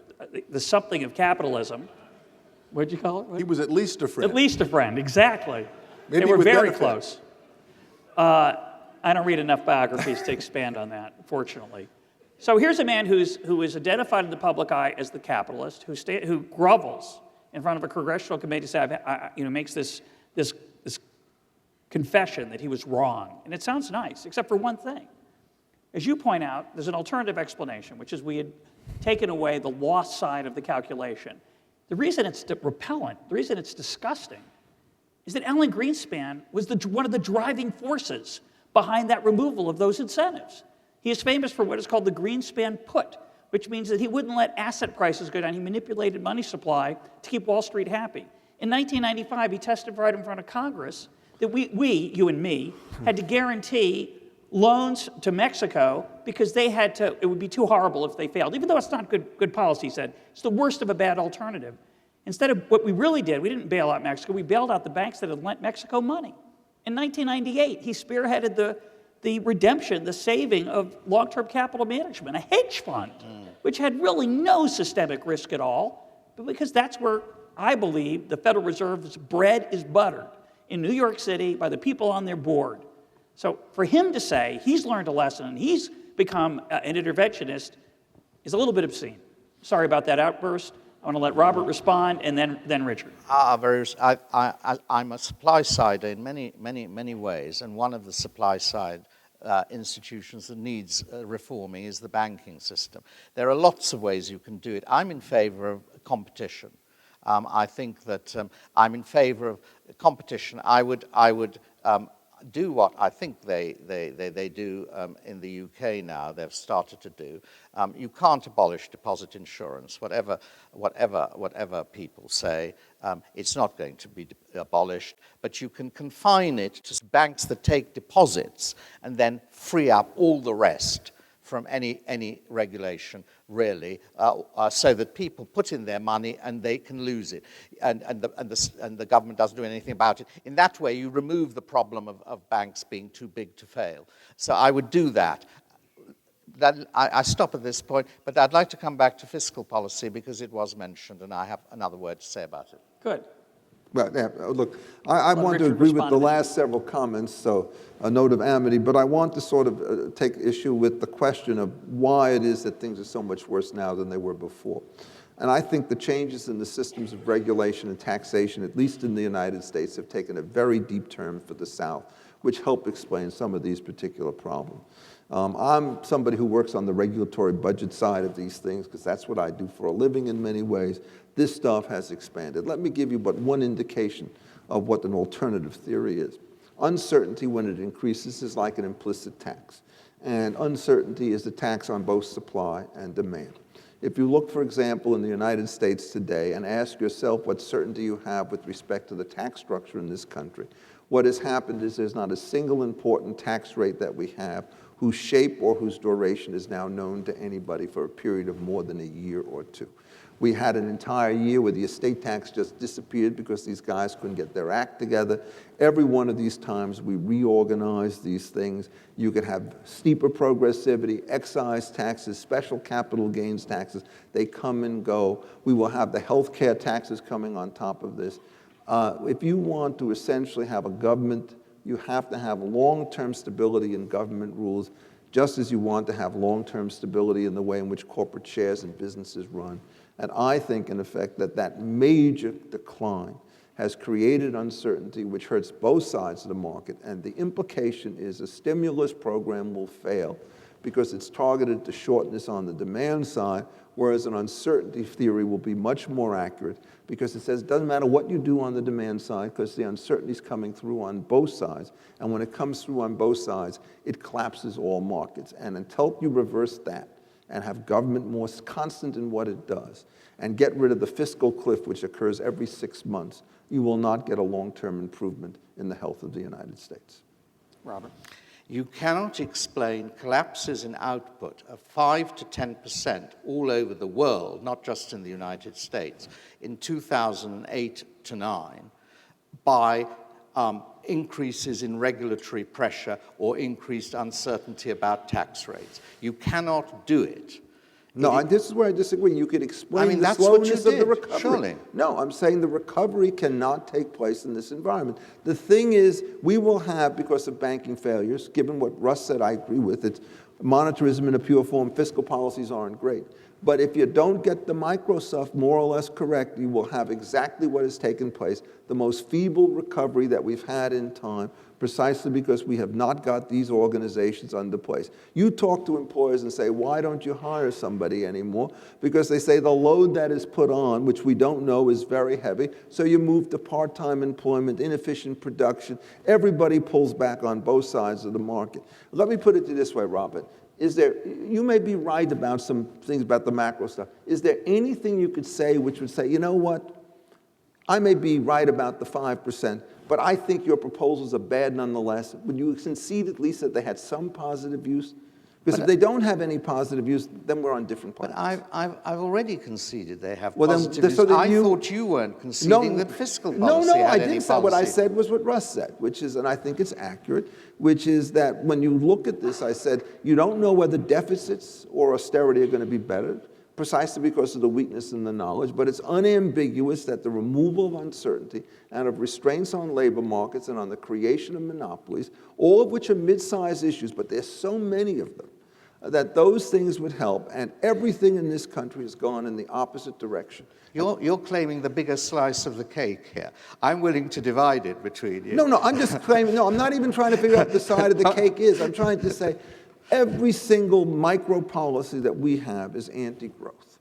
I mean, I'm talking about, take the Patent Act, which you may not know much about. What a disaster all these things are, and they accumulate. And so what I'm trying to say is, if we're uncertain on the macro, we should try and be together on the micro. If we can fix that, we may be able to change the slope. Well, I'm going to defend Robert, and then I'm going to turn it over, let Mike comment. Of course, I agree. Richard knows I agree with him on almost everything he said. The only problem I have is you can't really prove it, right? I certainly accept it, and when I mean prove it, I don't mean prove it beyond a shadow of a doubt. I mean prove it, confirming it with any kind of evidence. As Robert said, we have lots of policies that do bad things, at least in theory, that slow down the labor market, that discourage employers from taking risks, that discourage innovators from taking risks. And yet there's, as Adam Smith said, there's a lot of ruin in a nation. And usually we seem to overcome that ruin. Why is it that sometimes we can overcome it and sometimes we can't? In 1993, 97, 86, 62, 58, the economy was doing pretty well. We had a lot of bad policies. Now, you could argue they reach a tipping point, but my basic argument is that we, as economists, don't have the ability to precisely measure the magnitude of these things. I certainly agree with the direction, Richard, but I don't think we can measure the magnitude, and therefore we are storytellers. Mike? I'm going to tell a story. Good. Is it better than the unicorn? Because that was fabulous. It's hard to top the unicorn, really. He's got a lot of them. Thank you. Thanks Is it an very animal much. story? This is a story. In fact, come back with me to a world where we don't know very much about the germ theory of pathology. It's 1820. And one afternoon, you pick up your daughter, and she's really hot, and you think, oh, she's got a fever. I'd better call the doctor. And so you call the famed Dr. Krugman. And Dr. Krugman, he's a professional. He's extremely dedicated. He comes to your house, and he says, your diagnosis is correct. She has a fever. He pulls out a small blade. This is 1820 after all, and he's forced to use the theories that he has available to him. And he opens a small vein on her wrist, and he takes half a pint of blood. He says, call me if it doesn't get better. 2 hours later, her fever is not abated. In fact, if anything, it's gotten worse. He takes a half pint of blood. By midnight, her fever is unbelievably high. He takes a half pint of blood. 4 in the morning, she dies. He says, my God, we didn't bleed her enough. Every single article Paul Krugman writes is basically that theme. There's still a recession. There's still a recession. The stimulus must not have been big enough. The only conceivable interpretation is the stimulus isn't big enough. It can't be that the underlying theory is incorrect. And to be fair, instead of picking on Paul Krugman, I could have made it Dr. Friedman with pro-market prescriptions. We just don't know much about the macroeconomy. We should not think of the macroeconomy as a machine with levers to pull and dials to turn. We should think of it as an ecosystem. Ecosystems are enormous and complicated and have relationships among species that we may not know much about.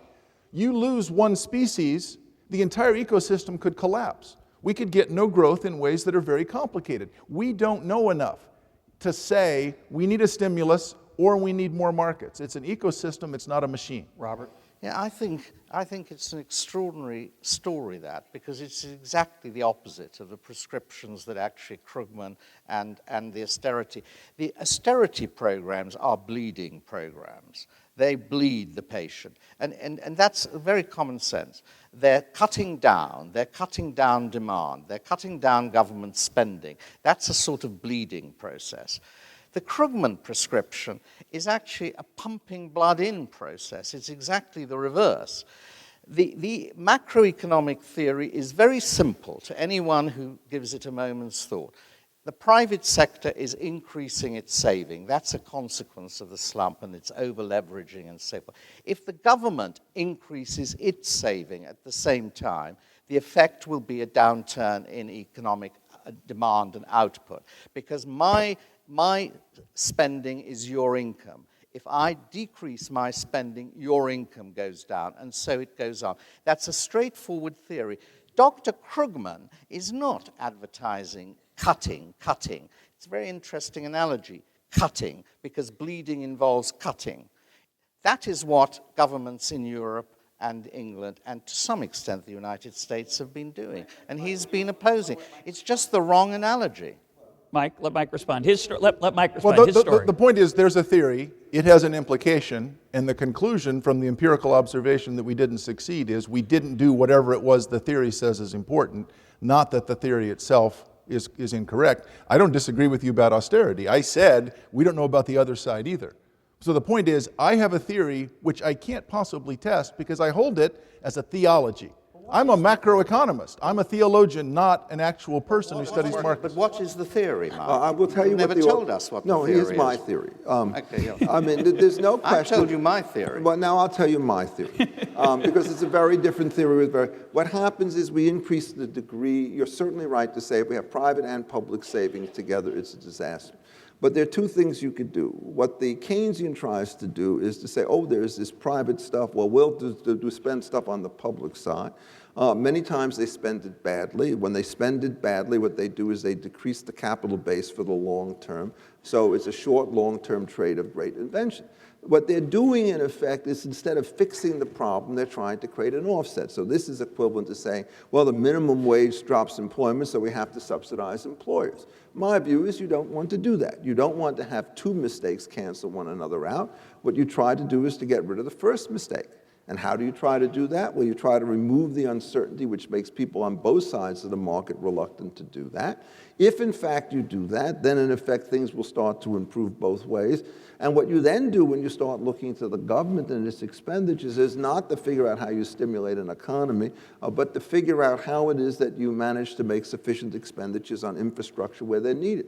One of the things that I've actually looked at is, the Obama jobs bill from a couple of years ago.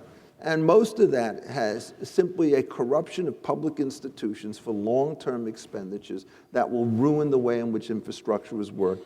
And those things are much more important than the short-term stimulus. So on the political point, to agree with Michael for a second, one of the things that happens in all of these cases is that the effort to try and figure out how you control the short-term disability results in the institutionalization of long-term disasters. So the price fixing from the New Deal, which took place the same year as the stimulus programs of 1938, by the war stimulus programs were irrelevant, and the Fair Labor Standards Act, and the Agricultural Adjustment Act, and the Civil Aeronautics Boards lasted for somewhere between 40 and 60 years. So that's the public choice changer, and believe me, I don't accept the skeptics. I'm a lawyer. I don't expect the economy. We do know monopolies, unless they stimulate production, as in the patent system, are bad. Minimum wages don't do any good. You can't figure out how bad they are unless you know the relationship between the minimum wage and the market wage to give you some sense.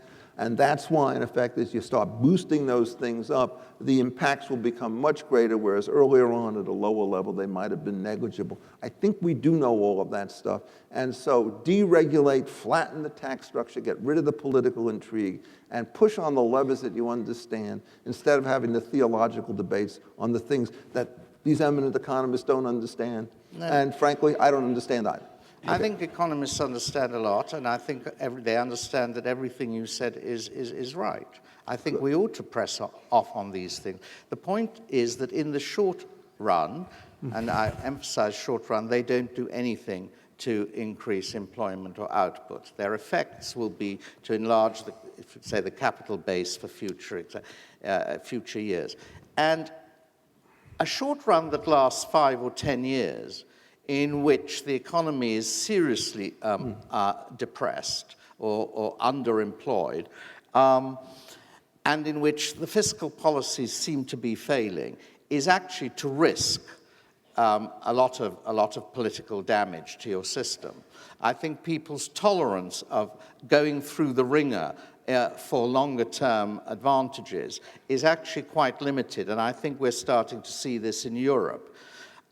You might say that Roosevelt's New Deal failed economically, though I don't accept that. I think it didn't fail economically. The counterfactual is that the United States would have recovered quicker if the New Deal hadn't happened, and I think that's unprovable. But I think he did a lot of political good, Roosevelt. I think the mood was very, very ugly in 1931, 1932, and I think the New Deal, I wouldn't say it saved democracy for the United States, but it made it easier to preserve a Hayekian system, as I emphasized in my lecture, a Hayekian system of political liberty. So I think it did good political work. You can argue about the economics, and I feel that if you neglect the short run and concentrate just on the things Richard Epstein has been talking about, you run serious political risk. No, my only worry, and I think, again, I'm going to be the skeptic here, is that we don't understand the short run or the long run. And my worry is that when you go to give that blood transfusion to that little girl in her right arm, you're taking the blood from the left arm. That system is not going to work very well. That's essentially part of what we do, right? The resources have to come from somewhere. Now, you could argue that they are doing nothing in the private sector, so that when we borrow the money to fund those government spending projects, that it somehow is a net positive. But I think it's very hard to sustain that when the money's poorly spent. I want to quote Robert Skidelsky, though, because I think this is, for me, the bottom line of this conversation, this piece of the conversation, and we're going to shift gears. When John Popola and I interviewed Robert for our Econ Stories Keynes-Hayek rap video, Auxiliary Material, Robert said something quite profound. He said it without irony, I think. I think you stated it simply as a fact. He said, economics isn't a progressive science. And by that, what you meant was we don't learn a lot. It's not like physics. It's amazing how little we have learned about the workings of the macroeconomy since the Great Depression. You'd think by now, after 70 or 80 years, we would have mastered it. I would argue we're not close, but you're more optimistic. You want to close on that? Yeah, I'll close. I think that in all the areas Richard has been talking about and you, Michael, we know economics has made progress. Economics ought really to have been confined to microeconomics. And I agree with Hayek on that. Unfortunately, the microeconomy left to itself is not stable. And there have got to be things that government has to do. Therefore, we have to have a theory of government economic policy. What should the state do in the economy? And on that theory, the theory is not very precise. Can I disagree on one point? Which is the question of how rapid people respond to short-term incentives with respect to markets. And I'm going to give just a little illustration, a couple.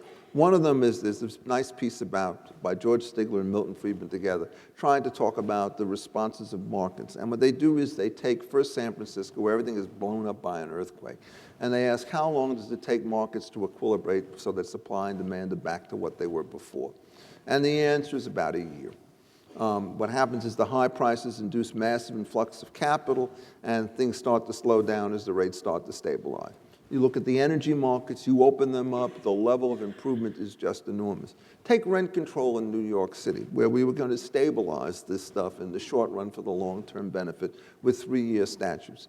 The current stabilization scheme was introduced in 1969. It has to be renewed every 3 years. It's renewed if the vacancy rates remain below 5% because there's no stimulation. It turns out the market is a two-tier market and a disaster because every 3 years since 1969 to the present, nothing has changed by virtue of that system. It's in complete stasis. And so the real question is, do we learn something about the rate of change? And with regulation, what happens is the rate of change is zero. With the markets, the equilibration takes place more in 1 year than under regulation. In a place like New York, it's taken place in 44 years. What does it result in? Some people live in princely accommodations at bargain prices, and everybody else scrubs around the edges for the marginal. You not only get regulation, you get malredistribution in two-tier systems. You deregulate, I can assure you this idea is going to take 5 to 10 years to get things back is crazy. Deregulate these markets, within a week, you will start to see businesses forming. Bad counsel. Bad right counsel. counsel. You're assuming completely flexible wages and prices No, and I'm mobility. not. Yes, you are. No, I'm Yes, not. you are. No, Well, I'm I'm not. going to defend Robert and say that, well, the housing market works great when you leave it alone, and I agree with that. But whether the whole macroeconomy works well on its own remains to be seen. And we're going to debate that for 100 years as to whether the main source of business cycle fluctuations of the last 100 years is due to government mistakes or private errors. Only in the United States is there a majority that believe it's due to government mistakes. Well, now that may be something to be proud of. That may be something. Thank you. Maybe something to be proud of. It may be there's a cultural difference. We have a particularly bad government. Or it may No, be I that mean- you have uniquely bad government. I don't believe the latter is true. I think there are differences of perception. No, I also think that you mentioned flexibility. One of the most striking features about the American economy is essentially the continuous adjustments of prices in market after market, given the improvements of technology. Labor markets are always a little bit more sticky, but there's a reason for that. It's not that they're sticky stupid, they're sticky smart. If you have a long-term contract, essentially you keep a stable raise and you have movements up and down it. They cancel out over periods. So you don't want to have the movement because it's a transaction cost without a gain. But if you look at day spot markets for labor, those things do fluctuate very rapidly. And so I think that the point here is that technology has undermined the Keynesian assumptions that there are rigidities in some sectors of the market and not in others. And in fact, if we just let this thing go a little bit more free, since there's more gains to information when you can actually fluctuate prices, you will see a greater sophistication through these intermediates in making these markets work. Can I tell you a story on that very point? In 1981, and it goes back, I mentioned Margaret Thatcher at the beginning of my talk. In 1981, there was a big inflation rate in the UK. It had gone up. It was over 20%, and the government had a policy of eliminating inflation. How was it to be done? And they actually developed something called a medium-term financial strategy, which is that year by year, they would aim to reduce the rate of growth of the money supply. And they thought expectations would adjust. A 5-year program. And Hayek wrote an article, in fact, this was his private advice to, criticizing that gradualist strategy. He said it would never work because it would be derailed on the way. What you have to do, he said, is to cut the money supply growth to zero in 1 year. What would it mean, he said? There would be 50% unemployment, but it would only last a year. And after that, you would resume at a much healthier way. Now, the governments didn't take his advice, and I think any politician that had attempted to do so would not have been fit for elective office, which is... And the reasons no one would take the political risk of having a year in a large country in which 50% of the workforce was out of work. There's a bit of stickiness there, which would account for it, what you call stickiness, a bit of stickiness in wages. And therefore, you have to be gradualist about this. And you have to see the world as it is, not the world that the Chicago Law School tells you it should be. Well, NYU now, but no, but that's not what that's not what we're telling you. We're telling you, Sorry, in effect, that there. I know it's a cheap shot, but you're forgiven. When you start doing this, it's the question of what the optimal glide path is. And one of the things that you say when you have to do it gradually, there's not a unique gradual solution. That could be 1 year, 2 year, 3 years, and 5 years. And this is the trade-off. The slower you do it, the nicer the adjustments can be. The longer you take, then in effect what happens is the greater the political risk. So let me give you the counterexample from New Zealand, where you're not talking about the money supply, but you're talking about tariff barriers and subsidies. The greatest achievement in that country was by Sir Roger Douglas in 1986, and I'll tell you how he described it afterwards. He said, first I got rid of one of these darn subsidies and tariffs, and everybody said, I'll never do it again. I said, the hell with them, I'm doing it again. He said, I'm just going after one after another, because the moment I slow down, he said, the rats will cease jumping from the ship and will try to organize a counter-revolution. Now this is the difference. When you remove barriers to exports and imports, you don't have the 50% unemployment rate. These are unambiguously positive situations. So you can't take the prescription that you would apply to the macroeconomic stuff and apply it to the microeconomic stuff, trade policy essentially, where in fact the opposite conclusion actually probably is more accurate. So to some extent, our and you agree with that, right? Yep. So to some extent, our disagreements are micro and macro. But we've only got about 5 minutes left, and I want to ask one question of each of you. I want you to try to give a 1.5 to 2 minute answer. I don't think we'll have time to debate it, but it's a key question we haven't touched on, which is inequality and redistribution. A lot of people would say, they used to say before we had the Great Recession, well, capitalism's great, but it leads to inequality. I want to ask each of you, what is government's role, in your mind, in changing the natural results of inequality that will result from capitalism? Well, I'm going first, and let me just state what the dilemma is. If, in fact, you have greater inequality from an initial position where both parties to a voluntary exchange, for example, are made better off, or large numbers of people, all of whom improves, do you have a problem if you go from a society that starts with everybody at 10 and moves to one where one person is 11, 12, 13, 14, and all the way up? To an economist, or at least a classical economist, that's a Pareto improvement. But there are always troubles about the distributional side if it gets too extreme. And here is the way in which I start to think about it. First, worry about growth so that you can move the base up, at which point the need for support at the bottom diminishes, because it's not a question of life or death anymore. It's a question of a black and white TV is against a color TV. Then what you do is, to the extent that there are these things, you try to encourage the private sector, what Michael called civil society earlier on, to move that way. And in fact, the great achievements of the 19th century under laissez-faire were the creation of these voluntary institutions, Stanford's, Johns Hopkins, the Sloan Kettering Institute, and so forth. And then after you've done all that, you try to figure out how you put a modest government program in place. And the danger with the third is the first two are positive sum, the third one is negative sum, and the question to ask is, can you confine it to modest levels? Unfortunately, given the expansion that we've seen in Medicare, Medicaid, Social Security, unemployment benefits, and so forth, I'm coming around reluctantly to the belief that you can't seem to be able to control this stuff. And so politically, I move to cut it back a little bit. Intellectually, I think it's probably a mistake if you start from an original position where, in fact, you don't have these programs already embedded. Mike, and then I'll give Robert the last word. I worry that our conception of social justice and the idea that inequality is somehow a problem raise the sin of envy to the status of a social virtue. So if it makes me mad that you have more than I do, I presumably would need some basis for saying you don't deserve it or that I do. And so the difficulty that we have is in not evaluating inequality and differences in income as a prima facie basis for state action, for having men with guns come to your house and take things that you have earned and given them to someone else. On the other hand, it is certainly true that we act in a larger society than ourselves. Let me pose this problem. Suppose you and I engage in an exchange, we both are happier as a result. And I'm really good at this, and I can produce something where I can engage in this exchange with many people. The worrisome thing would be, it would seem that people who get rich in that setting, where they engage in many transactions that make a lot of people better off, are going to be those who acquire more income.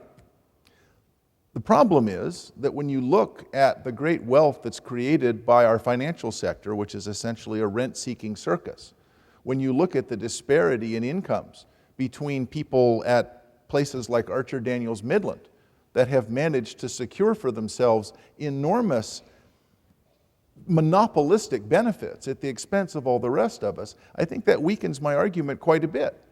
And so I'm concerned that once we take the step towards saying it's not clear whether people deserve their incomes, and that's actually something that I concede, at what point do we say, and therefore the state is justified in redistributing it? I'm confused. Robert. Well, I don't think we're going to sort of disagree too much about this. I mean, one of the arguments against redistribution is this, that if there's perfectly just allocation, if the market succeeds in doing that, that is, if it succeeds in ensuring that every factor of production receives what it's worth, that is, receives its marginal product, what case then is there for the state to alter that? I mean, every factor of production, every person gets what his contribution to the economy is. So on what grounds should you seek to alter the allocation that the market generates? We're talking of fairly perfect markets, but let's assume all that for the time being. I think on two grounds. One, that some people's marginal product may not be enough to keep them alive. And therefore, you've got to, unless you're prepared for some of your population to die of starvation or other causes, you've got to support them. Now, any support up to some basic standard of livelihood involves some redistribution. It must do. Just arithmetically. It may not be your aim, but it must do. It's sort of, if you like, compulsory charity, which is done by the state because private charity doesn't do the job enough of it.